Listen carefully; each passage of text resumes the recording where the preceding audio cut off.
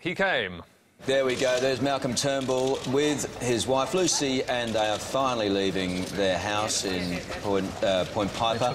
Nice. And yeah, I think they must have been listening to your words on the 7 broadcast, Alan. I think that's right. And eventually, Mr Turnbull was at Liberal HQ, up on the stage, soaking up the cheers and making the bold claim that he had been voted to victory. Now, tonight, my friends, I can report that based on the advice I have from the party officials, we can have every confidence that we will form a coalition majority government in the next Parliament. But if the Prime Minister was sounding confident and plucking at the positives, others were already sharpening their knives, with arch-enemy Andrew Bolt leading the charge. This is just a disgrace. It is absolutely a disgrace. There is no one that can seriously argue that Tony Abbott wouldn't have done better. Malcolm Turnbull toppled him on the promise that he would, and he failed. He's torn the Liberals apart, and for this result, it's just unbelievable. Out you go. By this time, the blame game was in full swing, with another Conservative commentator, Alan Jones, laying into James McGrath, who helped Turnbull bring down Abbott, calling him a bedwetter, but getting more than he bargained for in return. So, Alan, I actually don't care what you think, because you're not a friend of Conservatives, you're not a friend of the Liberal National Party, and I think you're the king of the bedwetters, actually. You are actually a grub. Do you want to ask your question and answer it, or do you want to ask... Well, no, not Alan Jones. That's what you do normally. But it was not just the Conservative critics who were taking aim at the Prime Minister. Nine's Laurie Oakes seemed visibly upset at Mr Turnbull's speech and worried about what it signalled for the future. It was an angry, bitter speech from a bloke who only 2 days ago, on Thursday, promised a different kind of politics because Australians, he said, were sick of the personal stuff, the rancorous stuff. That's what we got tonight. Well, I'm disappointed in Malcolm Turnbull. Bill Shorten was not gracious to his opponent, nor was Malcolm Turnbull, so I think you tighten the old seatbelts, it's going to be a pretty nasty few years. Looking into that political future, there is, of course, the question of how the Senate will shape up and how tough that will be for Mr Turnbull or anyone else who's trying to govern. Early indications are that the Nick Xenophon team could have 3 senators instead of 1, that Jackie Lambie will be re-elected, that broadcaster Derryn Hinch will also get a seat, and in total will be up to 9 Greens and 10 crossbenchers, one of which will be Pauline Hanson, who's set to be back in Canberra after 18 years and may win up to 3 Senate seats. What are the numbers telling you? Hello, Chris. Look, I haven't heard a lot of the numbers.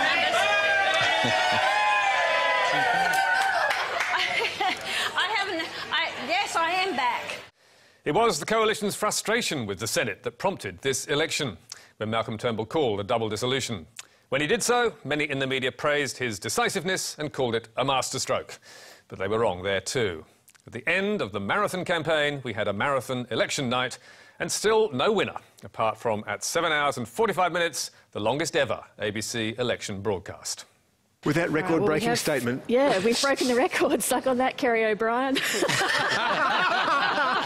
Oh, you couldn't let it go. See, that's how loose you get at 1 a.m. Let's just wind back from that moment. That's been waiting to get out all night. It's not of the night. It's not of the night. And the way things are looking, we may not have to wait 3 years for the encore. And if you want more, check out our Facebook page or our website, where you can get a transcript and download the programme. You can also catch up with us on iView and contact me or MediaWatch on Twitter. But for now, until next week, that's it from us. Goodbye.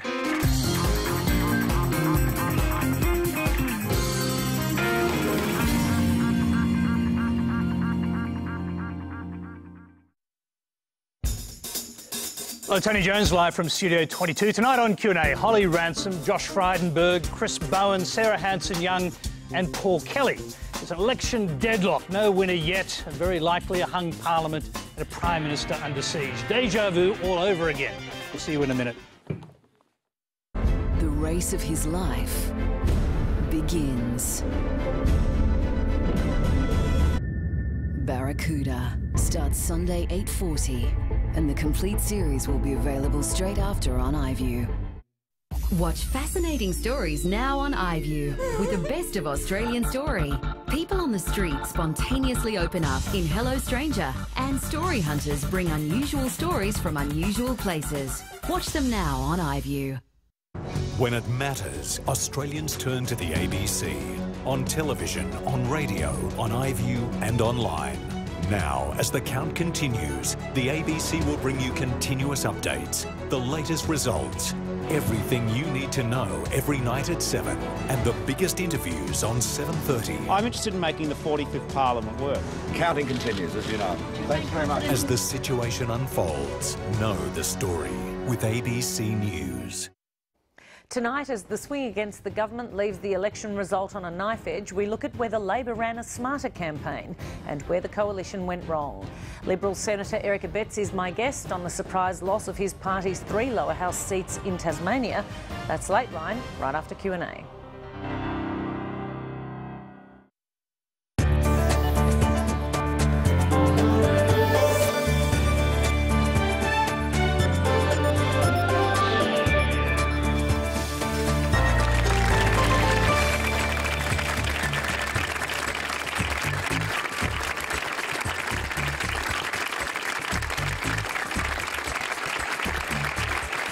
Good evening. Welcome to Q&A. I'm Tony Jones, and answering your questions tonight, entrepreneur and youth advocate Holly Ransom, Minister for Resources and Energy Josh Frydenberg, Shadow Treasurer Chris Bowen, Greens Senator Sarah Hanson-Young, and the Australian's Editor-at-Large Paul Kelly. Please welcome our panel.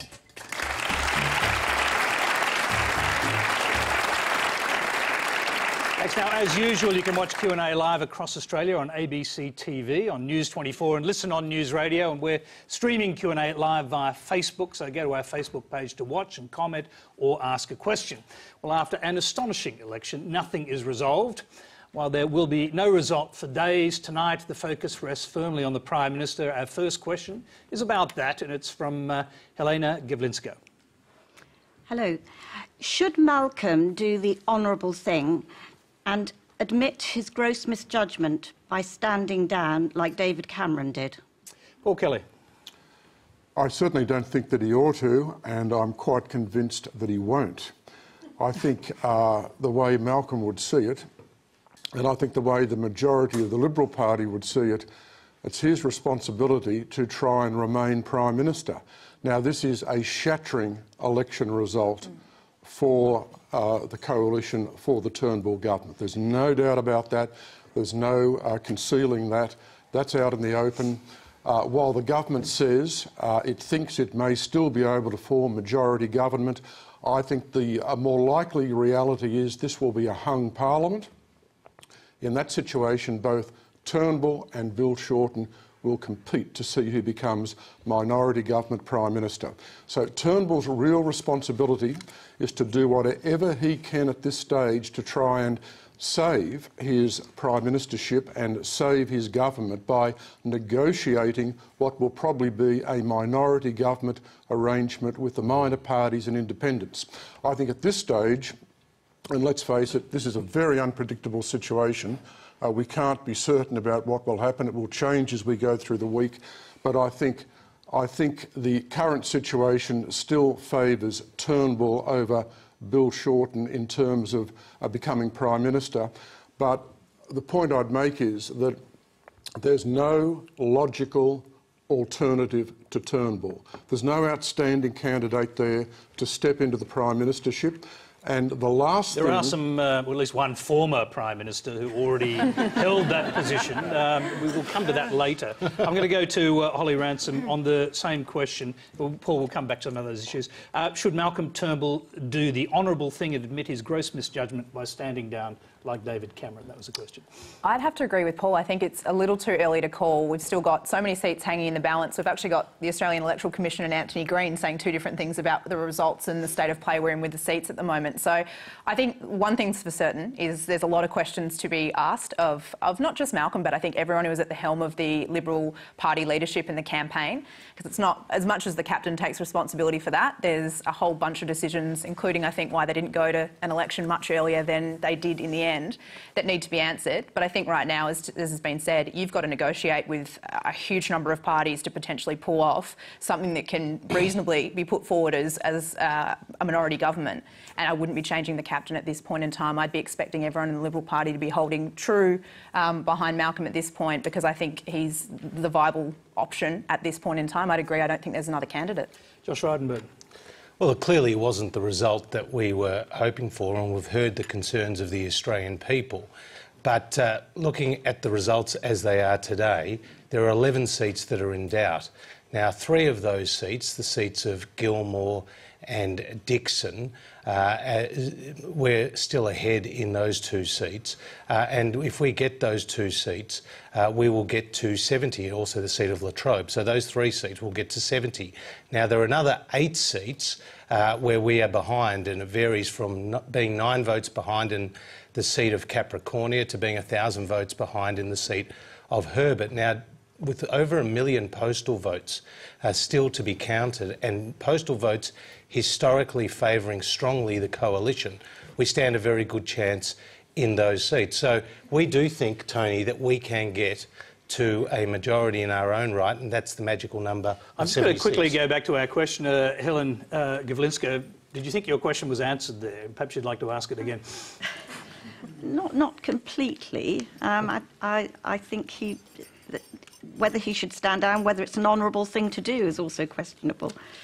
Well, I don't think he should stand down at all, and I actually think that Malcolm Turnbull has campaigned very strongly right throughout the campaign. He was the preferred Prime Minister to Bill Shorten, or the preferred leader, and the real challenge we have now is to form government, and we are hopeful that we will do it in our own right, but also the Prime Minister's taken the prudent step of reaching out to those crossbenchers to have early discussions. Are you convinced he was the preferred Prime Minister to Tony Abbott?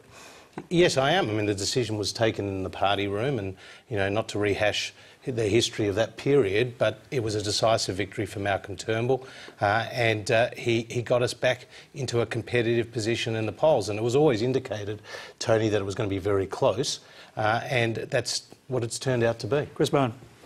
Well, I think that Malcolm Turnbull's leadership is effectively now over. He's lost moral authority in the nation, and he's lost all authority in the Liberal Party. And if you look at this campaign in its entirety, from the conception to the finish, from the decision to call the Parliament back, prorogue the Parliament to deal with legislation and call it back for 3 weeks, and then only have it sit for a day, to then have the budget and to go to an immediate election, and then an extraordinary 2-month election campaign, right through to the petulant speech on election night. This was Malcolm Turnbull's strategy, and it failed spectacularly. And he has to take responsibility for that. He's lost all authority as a first-term Prime Minister, and I think it's just a matter of whether he recognises that himself or the Liberal Party makes the decision for him. Sarah Hanson-Young, I'd like to hear you on the same subject. Well, I think, of course, that Malcolm Turnbull has to take responsibility for his role in leading what has undoubtedly been a disastrous campaign for the coalition. But you've got to remember that this has been an ongoing issue for the coalition. They have been losing touch with the Australian people for the last 2 years, since that 2014 budget was handed down, which has dogged them ever since. They have lost the trust of the Australian people. And that was under Tony Abbott's leadership, and then under Malcolm Turnbull's leadership. And he thought he could win the election by saying jobs and growth, stick to the plan, and no one knows what the hell that means. I mean, jobs and growth. What he wanted the Australian people to believe was that he would bridge the gap between the rich and everybody else by giving the rich and big business a tax cut. And he was called out on it. The Australian people have called him out on it. And I think the rest of the coalition have to take responsibility for that as well, because it started long before Malcolm was in town. All right, we've got quite a lot of questions to go through. I'll quickly go to one just for Chris Bowen. It's from Mark Azer. Yeah, my question is to Chris Bowen. Anthony Albanese recently stated that no one is leader indefinitely, but that changing leader now would be like changing during extra time in a game of football. So my question is, when does extra time finish? Well, Anthony made it clear tonight that he wasn't a candidate for leader of the Labor Party, and Bill Shorten will be elected leader of the Labor Party unopposed. And that's appropriate. That's right. We have a system now which provides more stability. We changed the system a few years ago, partly to provide that more stability. You don't run an election campaign like Bill Shorten ran and then face a leadership challenge, in my view. Now, Anthony was asked the question, will he be leader indefinitely? He was just making the point that nobody's leader indefinitely, forever, but that Bill Shorten will be unanimously re-elected as leader of the Labor Party. The only leadership story in town is not in the Labor Party. Let's move on to talk about that story. We've got another question. It's from Lewis Rojas. Lewis. Good evening, everybody. Considering that the Liberal Party seems to be mirroring what occurred in the previous Labor government, with Tony Abbott meeting the same fate as Kevin Rudd and Malcolm Turnbull on his way to becoming the next Julia Gillard with a hung parliament, will the Australian people eventually see Tony Abbott do a Rudd and take the leadership back from Malcolm Turnbull? Is this a case of history repeating? Paul Kelly, I know you sort of half answered this, but I'll bring you back to it now. Well, I'd make a couple of points about this. The responsibility of Malcolm Turnbull at the moment is to try and save the government. If there was any suggestion at this point in time about a leadership crisis in the Liberal Party, then that would clearly be prejudicial to the efforts of Turnbull to ensure he stays as Prime Minister and negotiates successfully with the minor parties and independents in a hung parliament. I mean, you can't do that if your Prime Ministership is on the line or if your leadership is on the line. So the immediate task for the government is stability behind Turnbull. There's no question about that. And if they move away from that, they're in trouble and they put the survival of their government at risk. Now, further on down the track, of course, it's a different situation. If Malcolm Turnbull is a minority government leader, this is a very exacting task. I mean, the pressures on a Prime Minister in this situation are extraordinary. He'll have to hold his own party together and the internal divisions will be significant. He won't have command of the Parliament. The crossbenchers, crossbenchers will have the balance of power in both the House and the Senate. The Parliament will be close to a point of unworkability.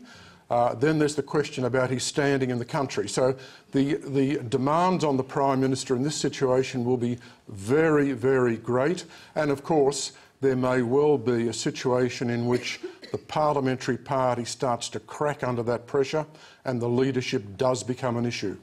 Paul, will the party's judgment on Malcolm Turnbull's leadership stretch back beyond the campaign to the fatal double dissolution gamble and to his other missteps and backflips as Prime Minister? Well, the double dissolution gamble is certainly a mark against Malcolm Turnbull's judgment. And I think judgment is the issue on which he's going to be called to account. Now, what happened with the double dissolution is essentially he decided to go to the people on the industrial bills in an effort to secure their passage after a successful re-election. He took out in a double dissolution not just the entire House, but the entire Senate. Well, what's the consequence? Well, the consequence is that he doesn't have the numbers to pass the industrial bills. This is an unprecedented situation. It is a humiliation for the Prime Minister, assuming Turnbull is re-elected. Then we look to the Senate. Well, he's probably going to have a more difficult Senate now after the double dissolution than he had before the double dissolution. We can't be certain about that, but you start to look at the Senate, you'll have 3 from the Nick Xenophon party. Pauline Hanson will have 2, maybe 3 senators. Jackie Lambie's back, Darren Hinch is there. There may be another right-winger from Queensland. There may be a Christian Democrat from New South Wales. We simply can't predict. But this will be a larger crossbench and it will be a more difficult crossbench for Malcolm Turnbull to deal with. So overall, in terms of how you judge the double dissolution, I think you can only judge it as a double failure. Tony, I want to take issue with what Paul said because if you go Which back, part of it? Well, if you go back to the last double dissolution election, it was 1987. It was on the Australia card. Now, Bob Hawke never mentioned the Australia card throughout the election, and as you know, he wasn't successful in the double dissolution there. Now, we went on the basis of 2 very important industrial relations bills. Would you agree that they're both dead now? Yeah. I mean, they're just not going to happen. So this tactic was a complete failure. Obviously, Tony, the numbers look, very much stacked against us if you were to bring both the House and the Senate together. I accept that. But so are you saying it was a bad idea to go to a double dissolution election? No, not at all. I'm saying... So the result pleases you? No, I'm saying that the... I said at the start the result was not the one we were hoping for, but the re-establishment of the Australian Building and Construction Commission was an election platform for us in 2013, that we won an election on that. We took it to the Senate. We were rejected a number of times.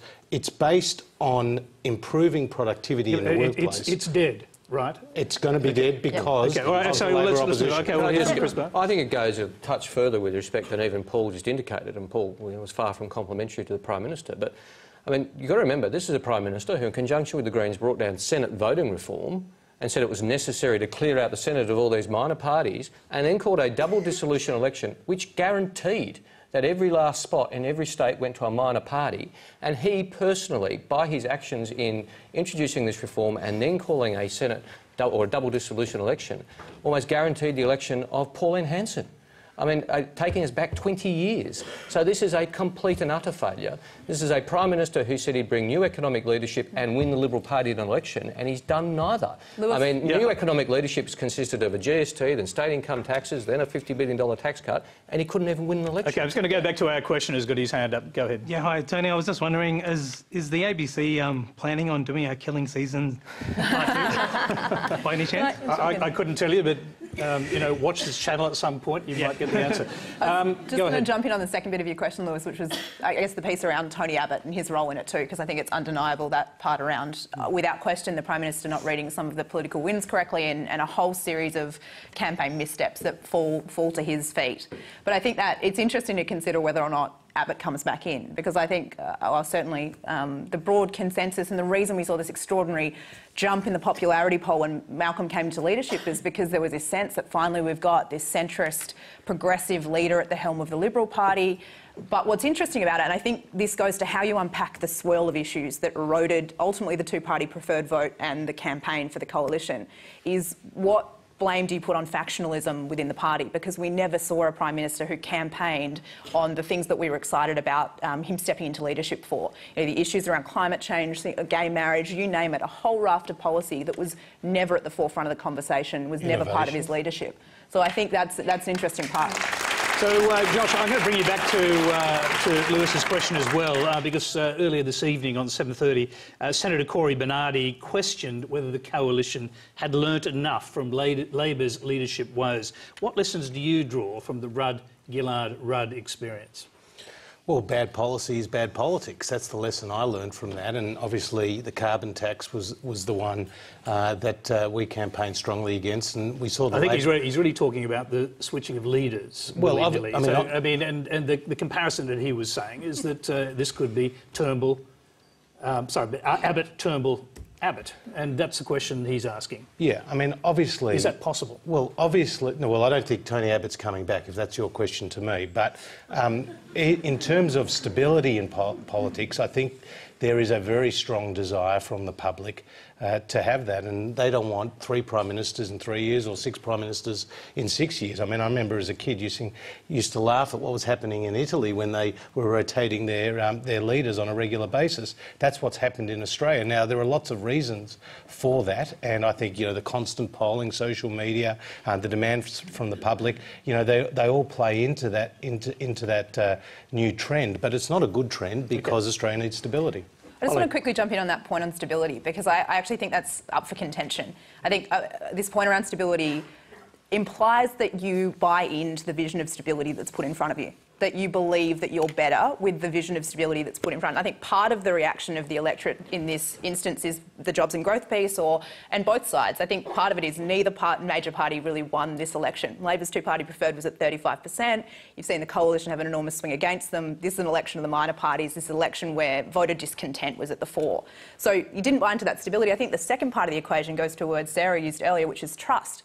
So do you buy into the vision? Secondly, do you believe they can actually pull off the vision that's been articulated? Can they deliver stability in government? And I think when you look at 5 Prime Ministers in 5 years, you call into question trust issues on the delivery piece from both sides of politics. Yep, Sarah Hanson-Young, and if you can go to Lewis's question. Going straight to the question, I think, obviously I don't want to see Tony Abbott back.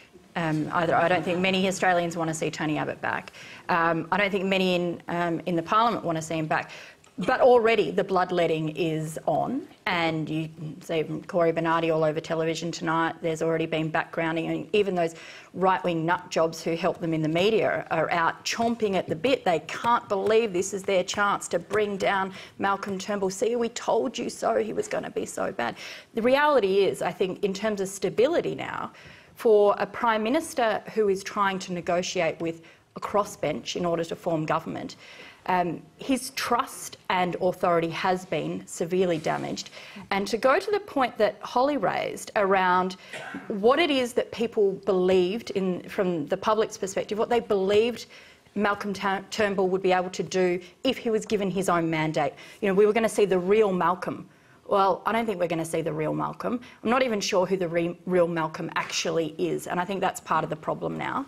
And so in terms of negotiating, that speech on Saturday night where he was so ungracious, so rude, so arrogant and angry at everybody but himself, I think he needs to have a little bit of a think about how he takes the next few days and the next few weeks, because if you want to negotiate with people, you've got to learn the mistakes that you made and learn to listen to their point of view as well. Very quickly, Paul, you were there watching that speech. What did you think sitting there, or standing there, I imagine, watching Malcolm Turnbull make what was an unusual speech? I think he was in shock. I think the result was not the result that he expected. It's most significant that he didn't speak till about 12:15 a.m. He waited a very long period of time, and I'm certain the reason he waited so long was because he wanted to be able to announce that he could have government in his own right. He was not able to say that. So I think there was a profound sense of shock, and in that situation I think he misjudged the tone and tenor in terms of the way he spoke to the country. Can I also say, I think there's a bit of anger, and there's anger on our part because a very decisive factor in this election was Labor's Medicare campaign. Now that is not sour grapes. The federal police are now investigating a text message which went out to millions of Australians saying that we were going to privatise Medicare. Now that's a lie, Tony, and it came from a sender that said Medicare. Now let me imagine if the Australian Tax Office sent out a text message to people saying if you vote for a particular party your taxes will go up. Or if you vote for, if it was the Department of Immigration and you voted for particular parties, your visa would be revoked. That was a lie. It was calculated. It was disgraceful. And now the police are investigating. All right, we're going to have to let Chris Bowen respond to that. Well, that's a nice deflection from the worst speech given on election night in living memory, Josh. Well, it's not a. I've watched every leader give their election speeches since 1987.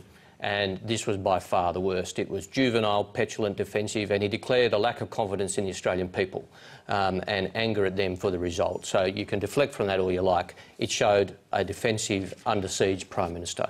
Now, we make no apologies for campaigning on Medicare. This is a government which tried to bring in a $7 GP tax, then froze the Medicare benefits, or the MBS, until 2020. Now, we are going to come to that, but just briefly, what about the involvement of the police? Is anyone under any threat of prosecution? Well, this is the second time in this election campaign the Liberal Party's called in the police. Malcolm Turnbull didn't like the inadequacy of his NBN policy being exposed, so he called in the police, and then on election night he announces he's calling in the police about a text message, which did not go to millions of people. So it's the second time the Labor Party's called in the lawyers to defend people against police prosecution? It's now under police investigation at the behest of the Prime Minister. We're comfortable with that. I mean, if that's what he wants to do, that's what you want to do. A Commonwealth agency, and that is illegal under the Crimes Act. It did not go to millions of people, Josh, and you know, if you referred it to the police, let that process unfurl if that's what you want. I'm going to go on because I think we've had a little sidebar argument on that one. Let's go to Cindy Tan. The election has brought in heavy criticism of Malcolm Turnbull by conservatives such as Andrew Bolt. Cory Bernardi has even called for a return to core party values, which will see issues like the plebiscite potentially being put on hold. It would appear that not only do we have a divided nation, but we also have a divided coalition. With the coalition pinned to win by a slim margin, where will these priorities be shifted in order to help bring the stability that we need to protect our economy? Josh Frydenberg. I don't think it's any secret to say that Andrew Bolt and Malcolm Turnbull are not besties. I think everyone knows that they have big differences, both in philosophy and obviously they've had personality clashes in the past. But we did make a decisive decision in the party room at the end of last year, and Malcolm Turnbull, I believe, has been an extremely effective Prime Minister. And, you know, we're preempting the outcome of 1 million+ postal votes in saying that it's going to be a hung parliament, because we are quietly confident that we can govern in our own right. So if you do manage to stay in government, sort of pick up the what can you do to sort of create stability, should Tony Abbott and Eric Abetz be called back into cabinet to help the sense of unity? Well, the Prime Minister's made it clear that the ministry will stay the ministry, and, you know, those decisions as to who's in and who's out, you know, are well beyond my pay grade. Things have changed now, and if you have to maintain stability in a fractured coalition, in a very difficult circumstance that Paul referred to, will you have to make compromises? But, I mean, they're not my decisions to take, and, you know, they're well beyond my pay grade. That's in the hands of the Prime Minister. What's your opinion, though? Well, my opinion is that, you know, we have a very strong cabinet, we have a strong ministry, and Tony Abbott's made it very clear that he is in the parliament to promote not only the interests of his constituencies, but also the conservative values that we hold. Now, as a party, you know, we are the collective of the two great traditions of conservatism and Edmund Burke, and, you know, small L liberalism with John Stuart Mill. And John Howard always talked about the Liberal Party being a broad church. So there is a place in the party for both Malcolm Turnbull and Tony Abbott and their views, and it should be a cohesive synthesis, but not in like the it was cabinet. under John Howard. Not in the cabinet. Well, those decisions are not my decisions. Right, okay. Chris Bowen. Well, if Eric Abetz is the answer, I think it's a very interesting question. But look, whether Tony Abbott and Eric Abetz come back to the cabinet, if that happens, that would just paper over the differences. I mean, that is not a fundamental answer to the Liberal Party's internal warfare. It always looks inconceivable that a former Prime Minister will come back at first.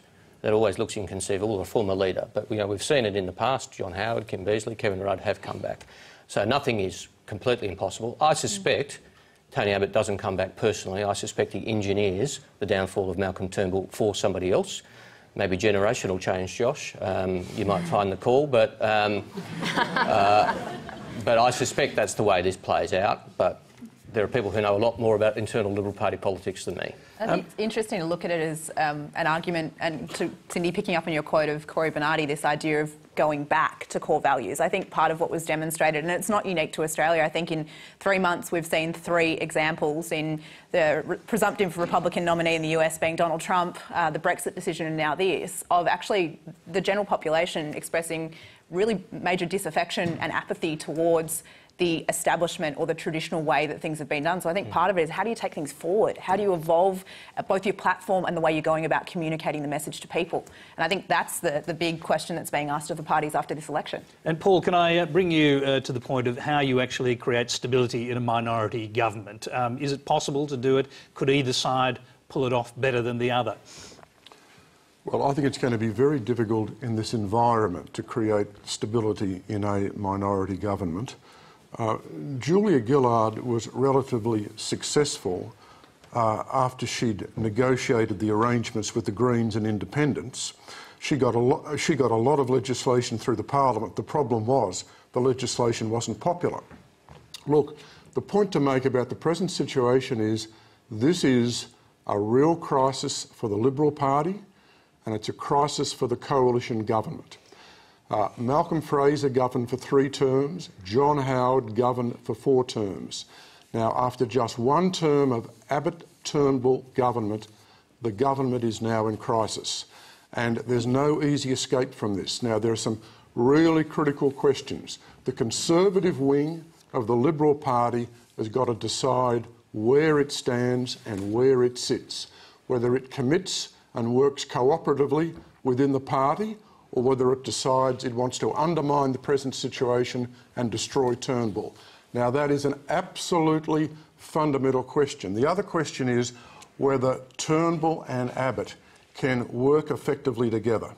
And I think so do you think there should be room for him in the cabinet, and do you think that would sort of create stability or more instability? Well, that's why I raised the question, because Turnbull can only bring Abbott back to the cabinet if they can repair their relationship to the extent that they can actually work together. So that is the fundamental question. If I was asked tonight, I'd say they can't work together. However, if it's a question of the interests of the Liberal Party and the survival of the government, then they may have to reconsider that. That won't be an easy task. Yeah, Josh, let me just put this to you. Do you think you could operate successfully as a minority government, given that the whole mantra against the Gillard minority government was that it didn't have a mandate and that it was illegitimate? That's what the coalition referred to that minority government as. Can you now turn around and say, oh, we've got a minority government, but it's legitimate? Well, in terms of minority governments, you might be talking about partnering with one independent. If you end up with 75 seats in your own right, for example. Yes, but if you don't, you might have to partner with several, or 3, for example. Well, as far as we're concerned, holding government is the main priority, and we believe that we can get there in our own right. But that's why the Prime Minister has reached out to the independents. Now, if you think of people like Nick Xenophon or Cathy McGowan or indeed Bob Katter, they do have conservative backgrounds. And they have supported various policies put forward by the coalition. So you're saying that a minority government put together by the coalition would be legitimate, whereas one put together by the previous Labor Party was not? A government that wins the confidence on the floor of the House is the government of the day. And I think we all have an interest, Chris and myself, as representatives of the 2 major parties, to make the government work, because that's what the Australian people want from an election. OK, let's go to our next question, which again is reflecting this kind of uncertainty. It's from Marianne Timbrell. Yes, good evening.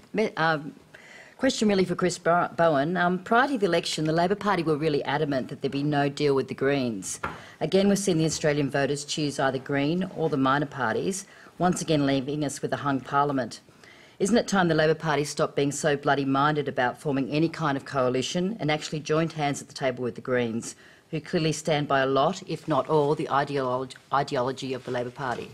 No, I don't agree with that, with respect. We said before the election it was a firm commitment, no deals, concessions, agreements with any minor party, Greens, Xenophon, anybody else. That was our position before the election, that's our position right now. And people questioned it and said, oh, surely if it's a hung parliament, you'll try and get office.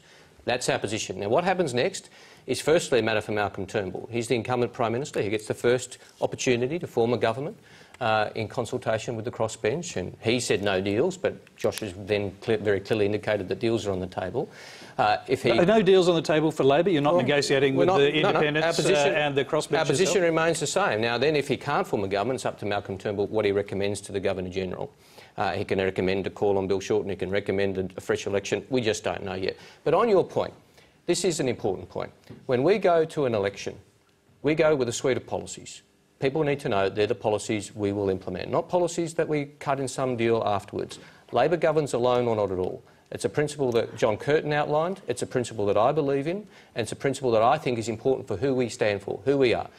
Now, there are some areas of agreement with the Greens where we can work together. There are areas where the Liberals and the Greens agree with each other against what we believe in. That's Parliament, and all sides will work to get their legislation through. It obviously wasn't the principle when Gillard made an alliance with the Greens, so you're saying the principle shifted over time and now it's shifted back? Well, look, I've said in the past, without a word of criticism of that, I think, in hindsight, that was an error in hindsight, and that's why I say... That actually is a criticism of that. No, it's not. No, with respect, it's not an error. It's an observation I make with full recognition, it's in full hindsight, that it's not a criticism I made at the time. I look back and say we didn't need to do that and we shouldn't do it again. Sarah Hanson-Young. Look, I think this whole discussion and argument about, oh, will we govern our own or not at all, well, I'm sorry, but the Australian people have voted. They voted on Saturday and they voted for a variety of different voices in both the House of Representatives and the Senate, and I think we have to respect that.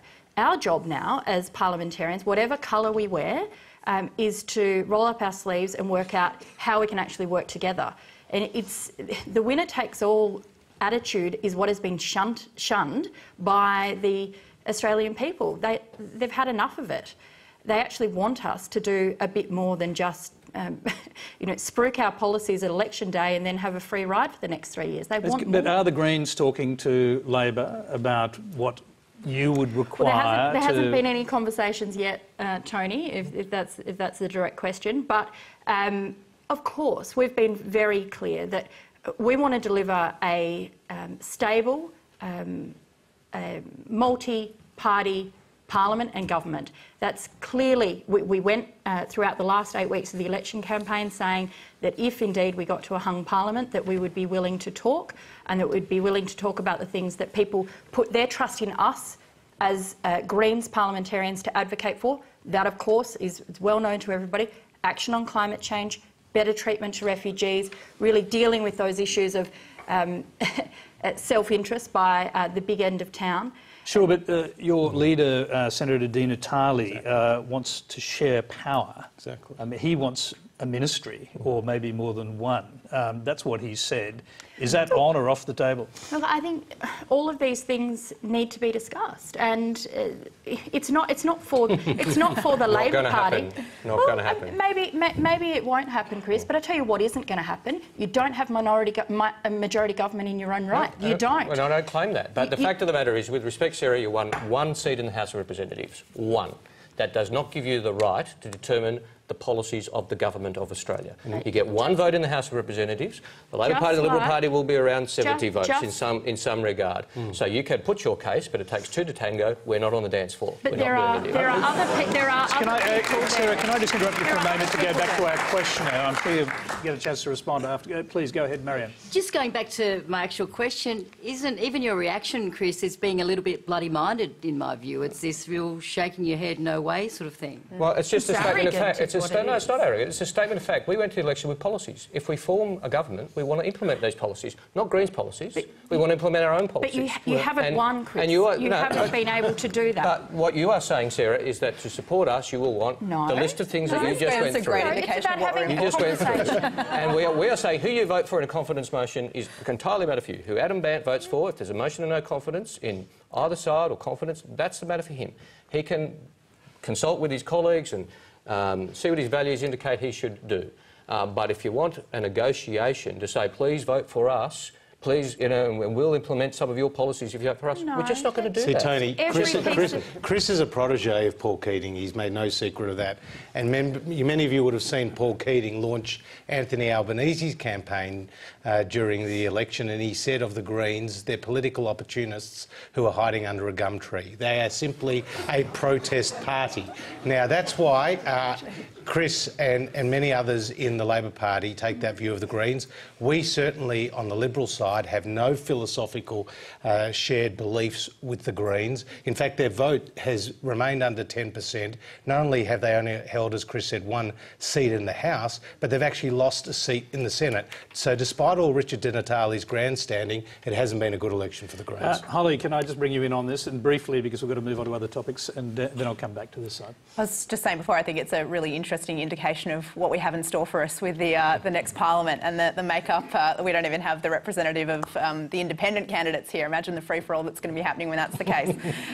So we've got that to look forward to. Look, I think it's a really interesting point, and I think the thing that will be really interesting is obviously where these final seats land and the position that the parties are in at that point, because I think it's probably unsurprising that when there's the lure of power, it does funny things to pre-election promises and commitments and principles. So I would be surprised if anything came off the table. And I think part of what's being asked of our leaders by the public in the result that's been delivered is we want collaborative government. We want more voices at the table. There's an expectation now that it's not one side versus the other with occasional concessions when bills, require it to get passage through the Senate. Do you know what? I'm going to interrupt you there only for one thing, and I'll come back to you. But we've got a question on that very issue, and it's from Benjamin Wong. Benjamin. We elect our members, expecting him or her to be our voice in the Parliament. However, when they're in the Parliament, they will be voting en bloc. So independent candidates will be our voice in the Parliament. When is our major parties going to change, or at least be more transparent with their policies and communicate with the electorates? Yeah, I'll quickly come back to Holly to finish your point there, because that's almost a demonstration of what you were saying. Yeah, Benjamin, exactly on the point, and I think the sentiment that you feel right throughout the Australian community at the moment is this frustration that neither of the two major parties are really speaking for you, and these broad sweeping election slogans or big buckets that we talk about policy in. What does that mean for me? What does that mean for my community? What does that mean for the future of my job and my children, whatever it might look like? So I don't think the result that we've got with this election is going to be an exception to the rule. I think increasingly, certainly the days of double majorities are probably few and far between, and that we're going to see more and more independent voice getting traction with the Australian population, getting a seat in Parliament, and we're going to have to learn how to govern like that. Holly, you've been travelling quite a bit around the world, so you've seen this phenomenon not only here, but the United States and in Britain with the Brexit vote. I mean, do you think this is a reflection of the same thing, this sort of uncertainty, particularly among certain sections of the electorate, that they're just not getting a fair deal out of society, out of the government? Yeah, I think so. As I said, I definitely don't think it's unique to us. I think we've all of a sudden been caught off guard by the degree of unrest that's in our community, and the fact that a lot of people were sold the promise that, be it globalisation, be it disruption, be it whatever it was that the political establishment was promising in their particular country, it hasn't been delivered. Their quality of life hasn't gotten better, or they're not necessarily believing that these leaders are the people that are going to be able to do it. So increasingly, I think we're seeing this want to vote for candidates who are going to disrupt that, who we believe might have a crack at putting a different voice forward, or maybe be able to shake it up enough that we see Parliament start to resemble something that reflects and engages better a community grassroots level issues. Yeah, Josh, I'll come back to this, but I just want to quickly go to you on that. I mean, this whole sort of innovation agenda, does it really work out in regional Australia, where people are just looking at the jobs they just lost and thinking there's nothing coming down the track to help them? Well, it's very important when you're talking about jobs and growth that you're not selling that as an end in itself. It's really a means to an end. And so innovation is a means to an end. It's a means to a better life. It's a means to job security. But does it mean very much to someone who's just lost a job in a mine in northern Queensland, or someone who's lost any number of jobs because disruption has come and wiped their jobs out? Well, throughout this campaign, I travelled in my responsibility as Minister for Northern Australia and saw incredible innovation in advanced manufacturing by providing equipment, for example, for the mines and then exporting it under our free trade agreements. In regional Australia, agriculture is absolutely critical, and we are at the cutting edge of sort of water efficiency technology and other things which will now capitalise on our free trade agreements. But, Tony, can I just say, Holly, I think, makes a fantastic point about this disillusionment with the major parties, and Tony Blair, post-Brexit, has written some very interesting comments about it, and he says that effectively you've got these populist groups on the left that are railing against banks, and then you've got these populist groups on the right who are railing against immigrants, and they've come together to converge in railing against globalisation.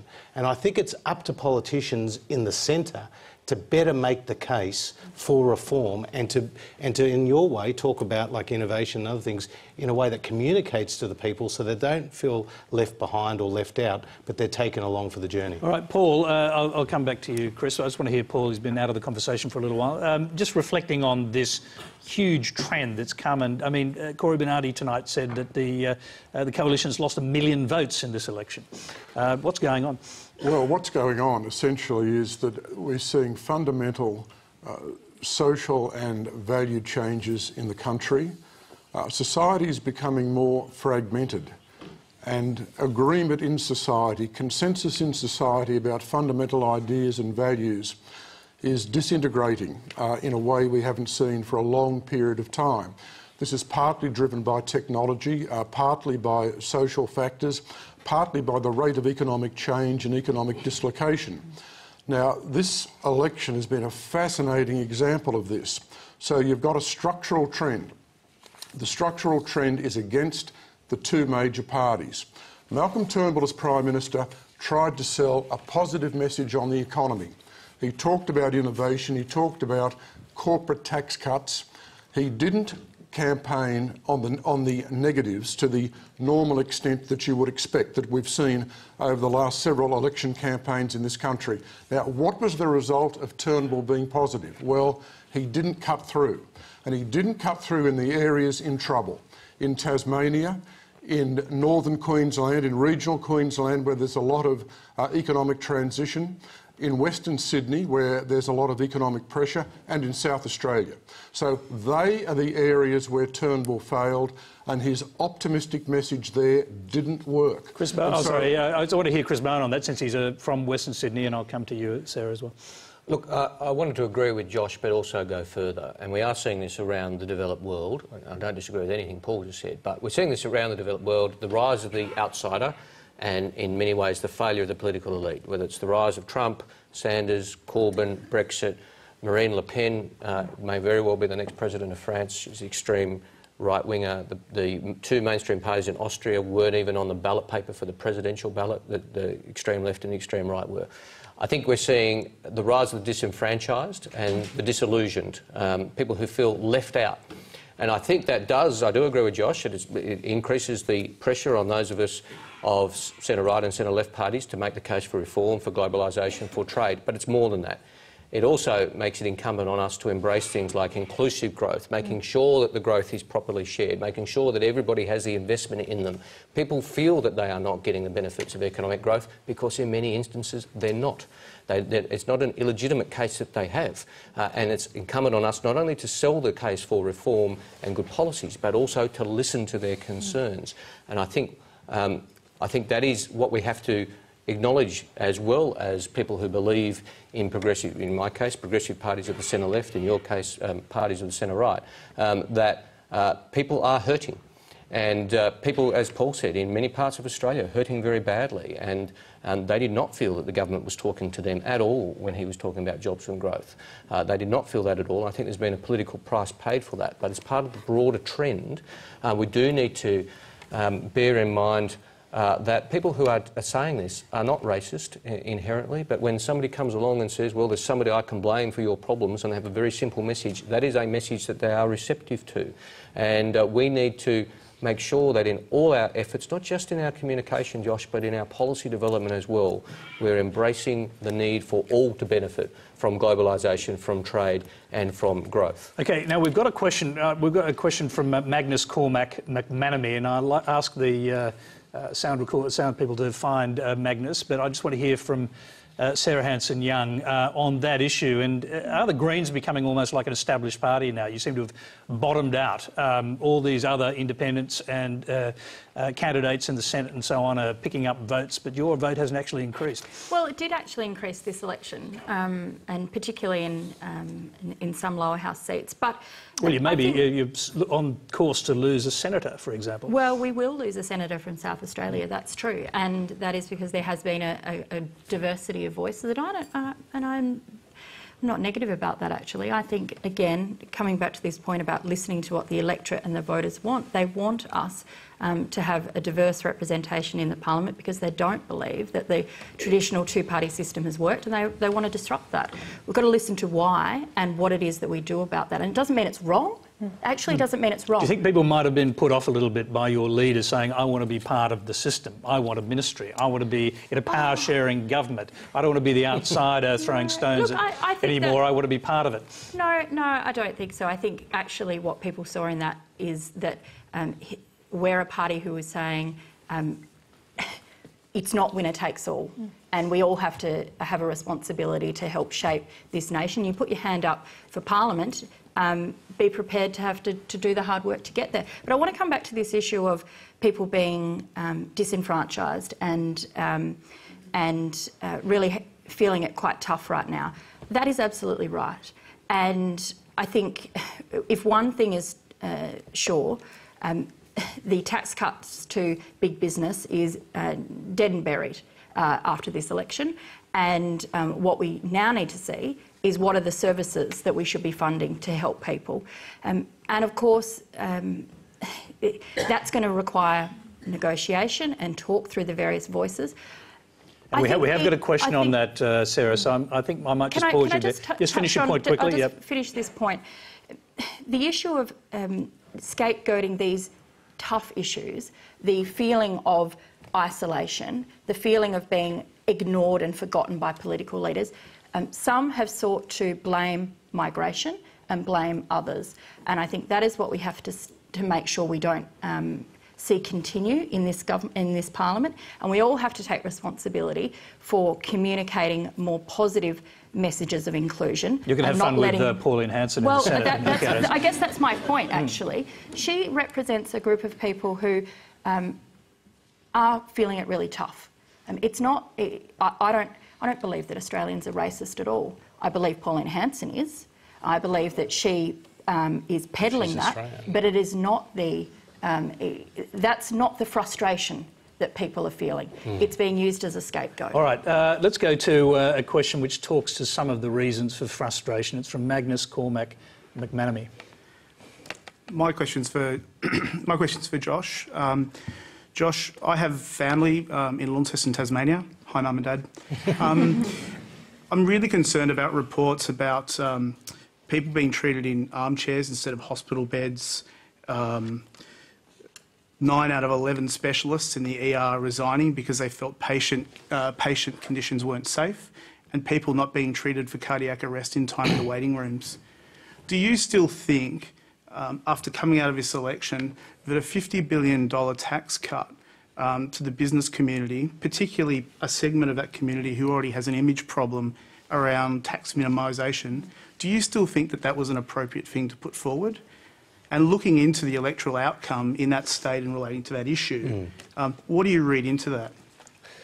Well, this story about the tax cuts for business being for big business is actually one of the great myths, because the benefit is the more than 2 million small businesses in Australia, and you've got Treasury saying that for every dollar you cut in company tax, you're actually creating $4 of economic output. That's why Bill Shorten, Chris Bowen, Penny Wong, Andrew Leigh and all these other people have talked about cutting company taxes being very important. Can I just jump in to make the point? I think the point that Magnus was making there was that an awful lot of people in Tasmania would rather see that money spent on their failing hospital system. And I suppose the question he's asking, are you going to reprioritise now and perhaps use that $50 billion for hospitals or education or something else? But see, this is the fallacy. Because it's not going to get through the Parliament, is it? Well, that's not necessarily the case. I mean, Darren Hinch has already come out and made some positive noises about the need for company tax cuts, and he was going to be one of the... You might get that through the Senate the way it's now comprised? Well, we just don't know because the counting is not completed. But this is the fallacy. This is the fallacy that it's a choice between health services and company tax cuts. The only reason why you are undertaking a company tax cut is actually to grow the economy and to welcoming an investment. You see, Australia's company tax rate at 30 cents in the dollar is well above that in New Zealand, well above 20 cents in the UK, well above Singapore and Hong Kong. The only way we can attract investment is to make Australia a competitive place. Now, on the issue of health in Launceston, I'm very glad you raised that, because that's in the electorate of Bass. And Andrew Nikolic suffered a major swing against him. Now, he said that GetUp brought tens of people from Sydney into his electorate to hand out cards saying, if you vote for Andrew Nikolic, you'll mean the closure of the Launceston Hospital. It's got nothing to do with Andrew Nikolic. And that whole health case is we've got a fantastic story to tell. We've actually increased the bulk billing rates from what we inherited under Labor at 79% to 85%. Okay, There's a recurring theme here. There's a recurring theme. Every time a member of the coalition is asked why somebody's lost a seat, it's somebody else's fault. We had Malcolm Turnbull on election night blaming the electorate. We have Andrew Nikolic blaming people who care about their health system. We've got Peter Dutton out today blaming other people for the fact that he's close to lose his seat. And if listen to what people have said to you. We've had 8 weeks of an election campaign when you tried to sell this message and people didn't believe it. I'm just going to quickly go back to our... Excuse me, both of you. I'm going to quickly go back to our question. Magnus. Yeah, 2 points. I think that's something that's been said a lot during the campaign, is that, you know, bulk billing's never been bigger, but you can say that about the economy and the population. The country goes, we spend more. And that's often a justification for not spending more and not addressing issues. I think what the electorate is looking for is parties that will actually listen to an electoral message and an outcome and react to it, rather than blaming and looking around for other people to blame. All right, I'm going to go to Chris Bowen on that, first of all. Well, thanks, Magnus. I understand your question. I was in Launceston during the election campaign, and while I was there, a health crisis broke over an elderly lady who was as you said, as I recall it, treated in the corridor. The system is under huge pressure in Tasmania and South Australia and effectively everywhere, but some places under more pressure than others. That's why I agree with you. We have no ideological objection to the corporate tax cuts. It's a matter of priorities. We said investment in things like schools and hospitals was more important to us with a budget under real pressure. The budget's under pressure. You can't afford to do both. The fact of the matter is the tax cuts, which do go to big business, Josh, and Treasury did not say that, but that's a different argument. But they go to big business after 3 years, yeah, so outside that term of government. But we're talking about medium-term planning for the nation. And the fact of the matter is that investment in schools and hospitals does cost money, but governments have to prioritise. And we said, no, we don't make the same choices as the government. We don't choose the $50 billion corporate tax cut. We choose investment in schools and hospitals because we recognise you just can't afford both as a nation. You try and do both and you will break the budget. And the government's got to choose which you can do. And there was a clear choice there. And I don't think the government made the case for the corporate tax cuts because the case wasn't strong. That wasn't a failure of communication and it wasn't somebody else's fault.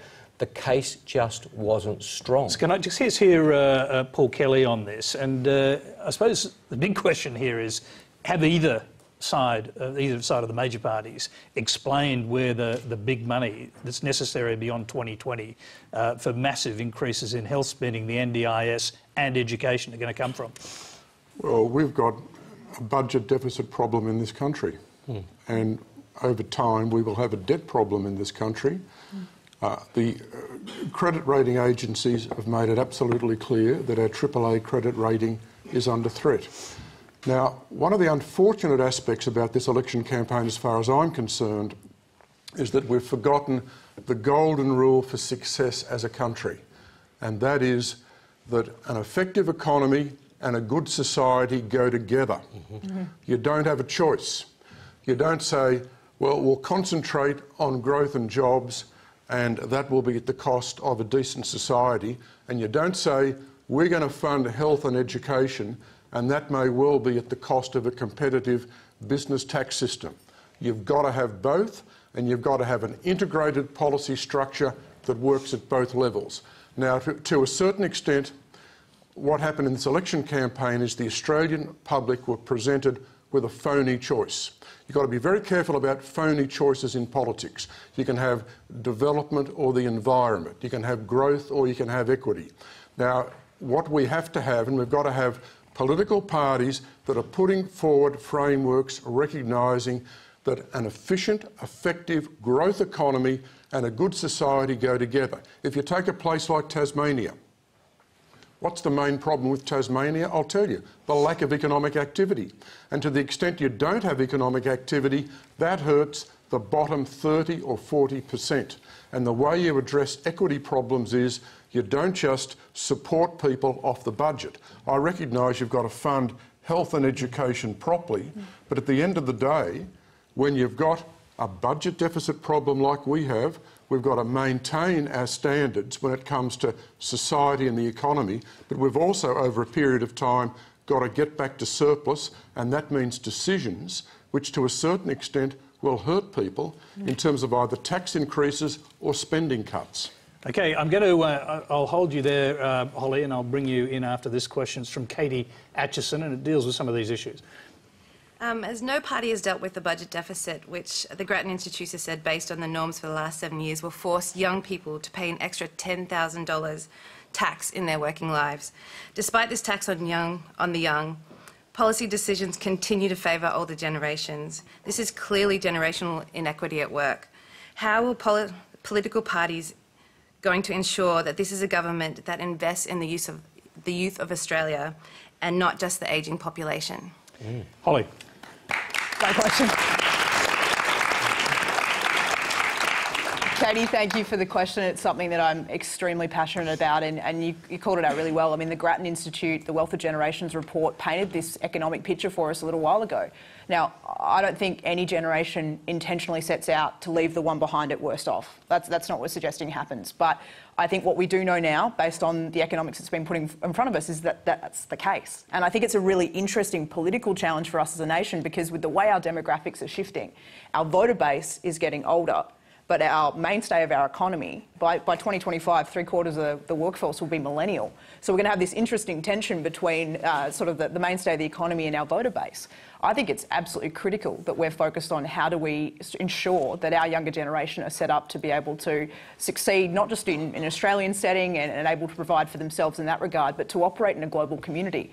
And I think one of the big things we need to be reviewing is that our economic structures and systems they no longer meet the needs of our population. That's unsurprising, but they served us for a really long period of time, but that's the reason that we face the challenge of passing significant microeconomic reform to be able to ensure that the policies, the structures and the systems that we've got are going to continue to provide for into the future. Right now, we're not there. And I think part of what I was a little bit disappointed by in the election is there wasn't more of a focus or an understanding. And this goes a little bit to what Magnus touched on. I think, taking your question a different way, Magnus, it was a little bit around how can you sit there and say company taxes are going to have any impact on me? And I think part of what I saw in the election as a complete outsider was these broad conversations around education and health, but this inability for most Australians to be able to look at that and go, this is what this means for me. This is what this means for my community. And I hope to challenge Paul a little bit on this negative campaigning piece. I hope the reflection we have on this election isn't that positive politics doesn't work. I think the challenge for us is the pragmatism of our positive political agenda. How do you break that down to an individual level? How do you make that make sense for what that means for different sectors in our economy and our society? For me, that was where the disconnect was. I think there's absolute ability to run a positive political agenda, but I think that was the big part of the breakdown. And I hope we're going to see in the period ahead this injection of alternative voices and minor parties bring more of the focus on young people and the future of the country. So Holly, just to pick up on one of the points made earlier in the $50 billion company tax cut, which the coalition and Paul just said is one of those things that will help drive future economic growth. I mean, is that too narrow, just that single focus, or do you think that was actually a good idea that should have been and should still go ahead? I think those sorts of things are a good idea because we know that they have the potential, if implemented correctly, to be able to stimulate the economy and drive jobs. I think, to your point around prioritisation, how that trades off against other government objectives is a really important point. But I think the biggest thing from my challenge around it is the failure to understand how exactly that positions the country. What does that guarantee us? What does that do relative to investing in education and making sure we're driving the reform in that space and investing the money in there that's going to ensure our young people are skilled for the future? So part of what I think I found difficult as an everyday Australian watching this 8-week-long election coverage was to follow this continual rolling announceables and to understand how they traded off against each other and what that ultimately left us with. And I think for me, that's probably where the $50 billion got caught in the swirl. It's a problem with the narrative, no real narrative. Yeah, Josh, absolutely. that's a problem that your government must face up to. If you haven't sold your narrative, people aren't going to vote for it.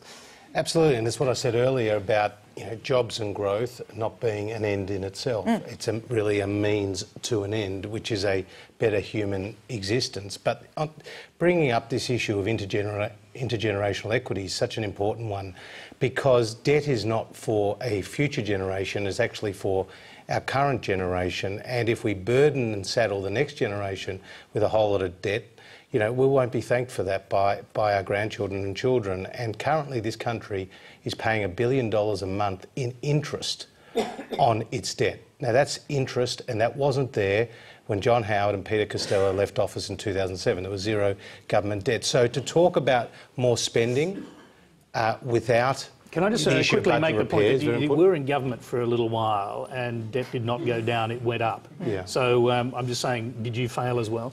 Well, if you look at our spending, if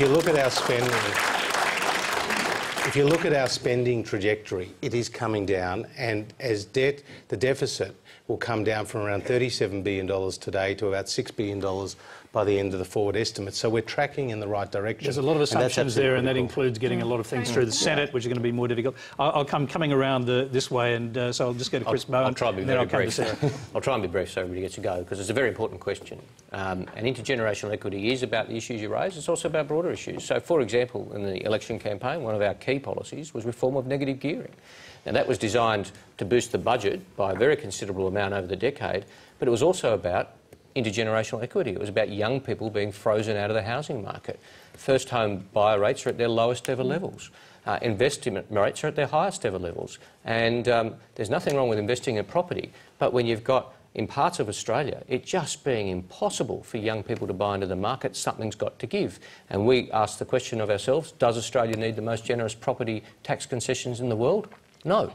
And, you know, it left us open to a scare campaign. I must say, I was very satisfied with the way that debate unfurled in the election. The government tried the scare campaign. I don't think it worked because it was a weak scare campaign, and the policy was very robust. And it's one that the Labor Party, you know, took a decision to deal with something which has been in the too hard basket for 30 years. The conventional wisdom has been it's too hot politically.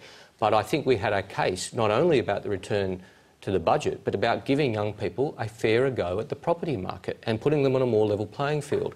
And so when you look at intergenerational equity, it's partly about the issues you legitimately raise, but it's also about making sure that younger people have a chance. It's not just about, you know, moving further west. You know, I represent and live in Western Sydney, and housing prices are very expensive. It's hard for tradespeople, for teachers, for nurses to get into the housing market. Very, very hard. And somebody, you know, the policy, official policy for years has been somebody should do something about that. That's about as detailed as we've gotten, whereas our policy really confronted that front and centre and meant that we had an agenda in the election campaign to deal partly with the intergenerational equity issues you raised. Sarah Hanson-Young. Thank you. Well, I actually think the biggest generational equity issue that was relatively silent from both the major parties this election is the issue of climate change. And if we don't get this right, our next generation is going to be absolutely saddled with it. And my generation is the first generation that's really going to see the real effects of dangerous global warming, but we're also the last generation who can really do anything about it. And it's one of the reasons why we need a serious conversation in this country about how we transition the economy to one that is based on clean energy, renewable energy.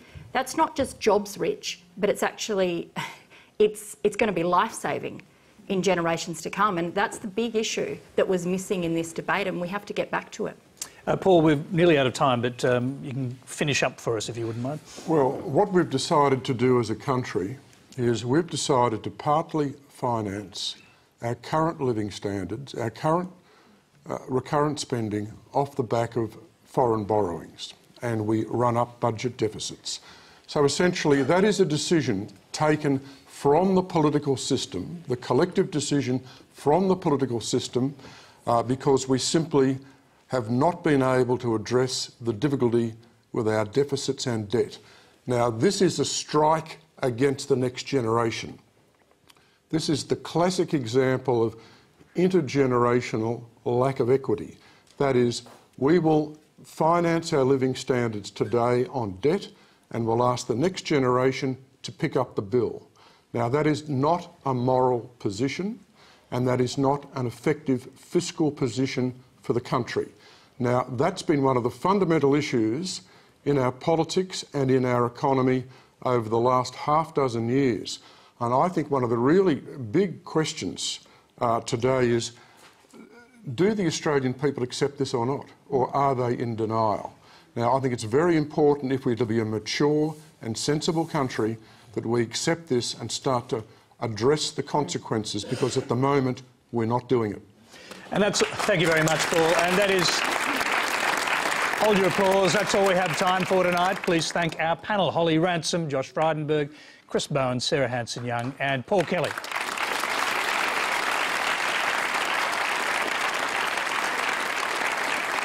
Thank you very much. Next Monday, Q&A will be in Melbourne with a panel including the Attorney-General, George Brandis, the Deputy Opposition Leader, Tanya Plibersek, a broadcaster and new Senator-elect, we think, Darren Hinch, and rest assured we'll bring you the best possible analysis of what will be a pretty extraordinary week as the voting continues. Until next week, good night.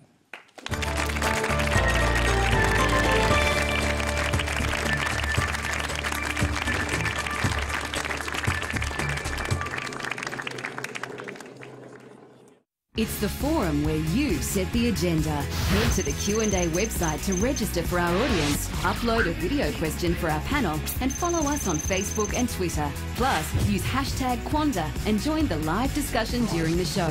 Q&A, for the people, by the people, where every question counts.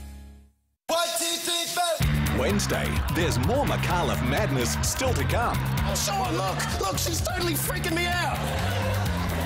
At 8:30, Mad as Hell decodes the weekly news. And at 9, the election's not over till the chaser says it's over. Prime Minister, what was your role in the company? Followed by Adam Hill's The Last Leg, Wednesday from 8:30, ABC.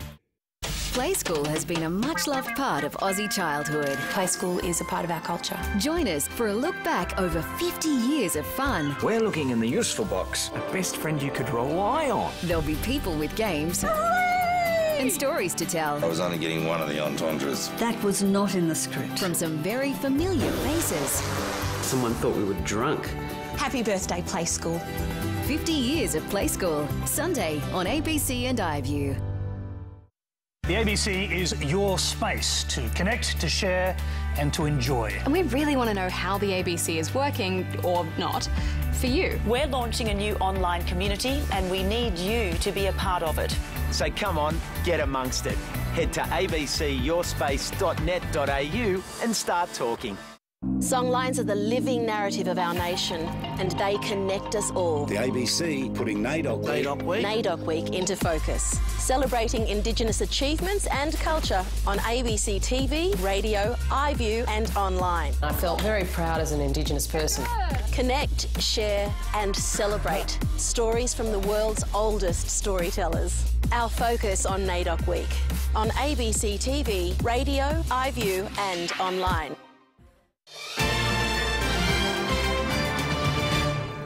Hello, Rachel Papazoni with the top stories from ABC News. 10 seats remain in doubt after the election, with a hung parliament a real possibility. Labor leader Bill Shorten has called on Malcolm Turnbull to resign, saying he failed to deliver the political stability he promised. But the Attorney-General, George Brandis, says the Prime Minister should not be blamed for shortcomings in the Coalition's election campaign. Pauline Hanson is not backing down on her call for a royal commission into Islam and a ban on new mosques and burqas in public. Ms Hampton is expected to secure a Senate spot for Queensland. She's also revived her prediction Australia is in danger of being swamped by Asians. Nigel Farage, the leader of Britain's Independence Party, is standing down. The UKIP leader and Eurosceptic politician was a major driving force behind Britain's vote to leave the European Union. He says the victory for the Leave side in the referendum means he's achieved his political ambition. And 8 people have been charged after 275 kilograms of crystal methamphetamine was found in 3 shipping containers in Melbourne's outer east. The drugs, worth hundreds of millions of dollars, came from China. Customs, Australian Federal Police and Victoria Police made the find after 4 months of investigations. Those are the latest headlines from ABC News. Lateline is next.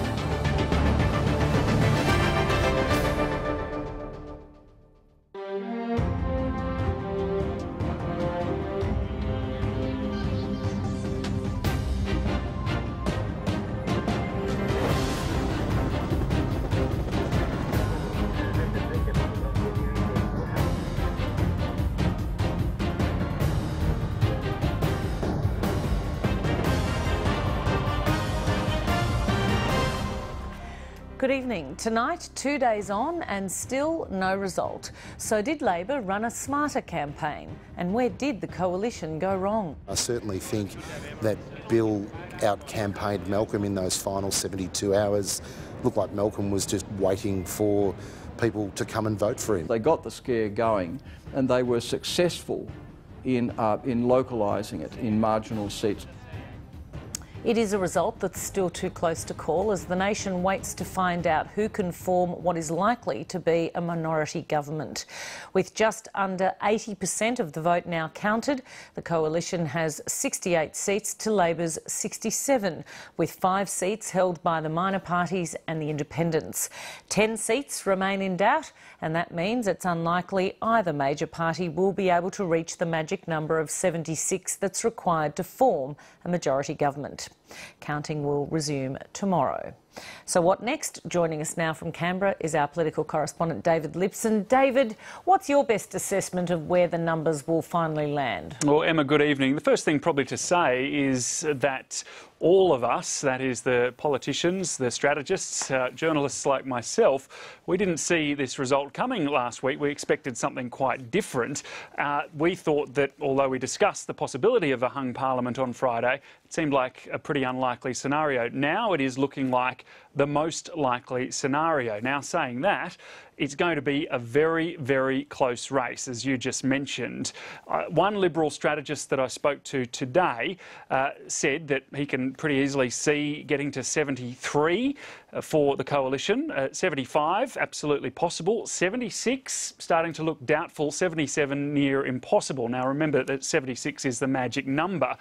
Labor says that they can't really see any way that they can get to 76, and that's why we're looking at this hung parliament and possible minority government. Now, Labor's pretty comfortable with that prospect and seem to be just putting out their election policies for the independents to sort of come to them if necessary, and don't seem willing to bend at all, which is a sign of strength, even though it's looking like at this time Bill Shorten is most likely of remaining opposition leader. He's still in a very strong position. This is what he said in Western Sydney today. We will work with the Liberals. We will work with the crossbenchers and the minor parties, because this country and this parliament's too important just to fall foul of needless partisanship. But what we won't do is compromise our principles and our policy program. Whichever way you look at this, David, it's not looking flash for Malcolm Turnbull. Do you think he can survive as Prime Minister? And interesting to note that while, as we saw there, Bill Shorten was out on the hustings in Western Sydney today, the Prime Minister was nowhere to be seen. In fact, we hear he was in his office all day. Yeah, that's right. Look, Malcolm Turnbull is facing some very troublesome times ahead. No one can really say for certain whether he can stay on as Prime Minister, how long that would last, but he's absolutely facing pressure from all sorts of angles. The Conservatives, who are very angry about this election result because Malcolm Turnbull, of course, was meant to bring them election victory. That's why he deposed Tony Abbott.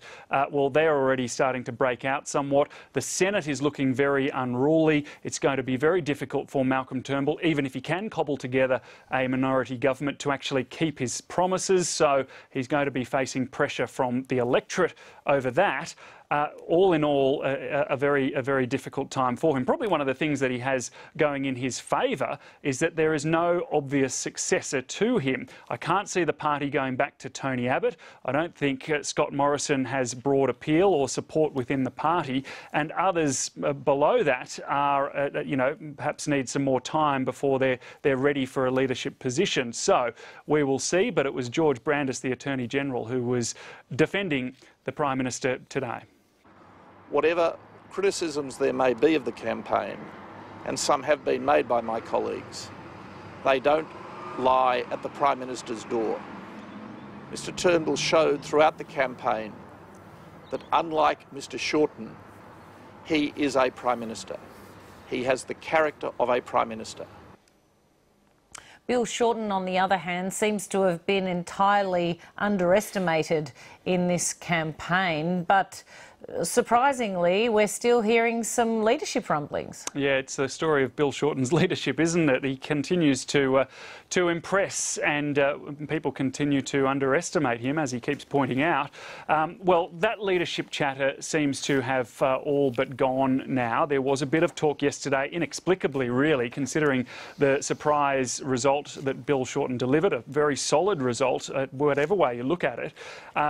But Anthony Albanese was on 7:30 tonight and was asked directly by Lee Sales whether he would be challenging Bill Shorten anytime soon. This was his response.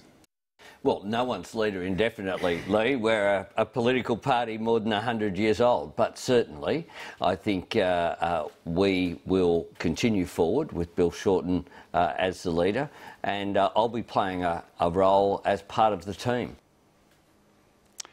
So that means that, as I mentioned, a hung parliament seems to be a likely outcome, a possible outcome at the very least, and the counting will continue over the coming days. This is what a hung parliament, though, could look like.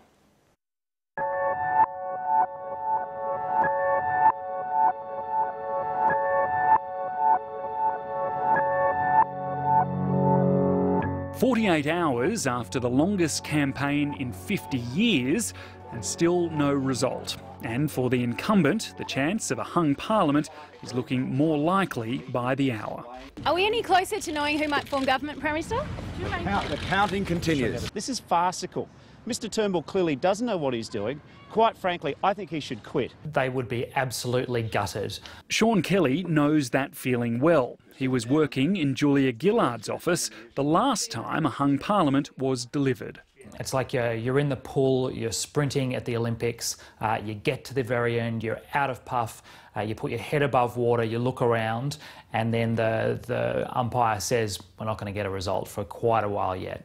It's an incredibly depressing feeling. Hi Tony, how are you? What have you done? In 2010, it took 17 days of counting and courting before Labor could form government, apparently thanks in large part to Julia Gillard's negotiation skills. What Julia Gillard realised was that there were three important factors that would drive her towards government. The first was momentum and creating an impression of momentum. The second was a recognition that it was Labor's entire policy suite that would actually matter to the crossbenchers, not just a few little bits of tit for tat. And finally, Julia Gillard realised that relationships were key, that her ability to look the independents in the eye and convince them that she sincerely intended to form good government and was capable of doing so. Former independent Rob Oakeshott saw those 17 days from the other side. Very humbling to be in the position where every man his dog wants to know you and to talk to you and get something from you. He claims Tony Abbott's lack of negotiating skills left him with only one option, Labor. He really pushed people like me into no other position, compared to someone who was on the phone every day, was willing to do a long-term visionary agenda. In 2016, it's a different crossbench and different leaders, but the process of forming government in a hung parliament is the same. The leader who goes to the Governor-General asking to form a government would have to guarantee 76 votes in the House of Representatives. Those guarantees would have to be firm. If they weren't put in writing initially, I suspect the Governor-General might ask for them to be put in writing, and ultimately they would have to be tested on the floor of the Parliament when the Parliament first met. So where do the crossbenchers stand? The Greens say they won't support the coalition, so that rules out Adam Bandt. On past history, Bob Katter is unlikely to side with Labor. The Nick Xenophon team's Rebecca Sharkey, a former Liberal staffer, now represents a blue ribbon Liberal seat. But her leader today held a joint news conference with South Australia's Labor Premier. Indi's Cathy McGowan and member for Denison Andrew Wilkie aren't saying. All of them are now being sounded out by the major parties, despite everyone ruling out a formal alliance. This is the version of stability that they talked about, where they weren't going to talk to anyone. It's complete rubbish. These things might not be called agreements, but in practice, that's what they'll amount to. A dead heat is also possible if, once the crossbench are accounted for, Malcolm Turnbull and Bill Shorten end up with 75 seats each. The Governor-General may have no option but to dissolve Parliament again. The Governor-General would give the ongoing government the chance to come up with the numbers. It would then give the opposition leader the chance to come up with the numbers. If it still looked as though it was 75 each, then ultimately you'd have another election. Between the choice of forming government and having to go back to the polls, I think every leader will always choose forming government. I don't see the likelihood of us going back to the polls. I do think Malcolm Turnbull or Bill Shorten, given the option, will go into government. Cobbling together the numbers in the House of Representatives could prove a breeze compared to what's coming for Malcolm Turnbull. The Conservative flank of his party is furious at the election result and already breaking out. And then there's the Senate, which could prove to be more unruly and obstructive than the last one. That means keeping his promises and faith with the electorate could be the biggest challenge of all. I can't see something being woven that works right now, but hopefully those who are in this process can find that common ground. Otherwise, you know, the best thing would be another election by Christmas. So much for stable government.